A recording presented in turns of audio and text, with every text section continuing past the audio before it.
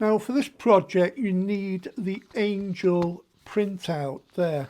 Now you're going to get various sizes from an A3 down to a very mini one, so you can do various angels, but this is what I need for this project. So there it is, there's your first one. Print out the paper design size that you want and then choose the card or paper you want to make the angel from. And from this one I've made this here. I've taken the angel design background paper here. Now what you want to do is just cut out from the template just roughly around and then just stick it down with a little bit of masking tape so it doesn't move around. Now anywhere you see the dotted lines, this is where you fold.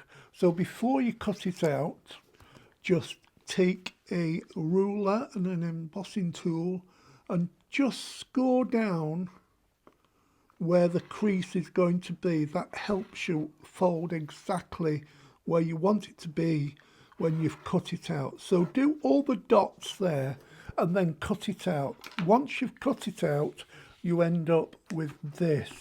Just move those so you can see it better. There's the template. I've cut all the way around, and there is the angel on the backing paper cut out. And I position the paper so I get the angel design more or less where I want it. Now it's really simple from here on. Turn it over, and where the creases are, you just crease, and using a boning tool if you can, put a very strong crease. Go all around, which I've already done here.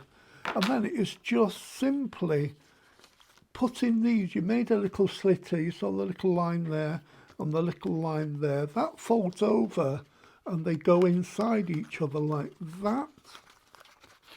Just a little bit fiddly when you first do the first one. That creates like a little wigwam effect there, you can see that. And then you've got various options from here.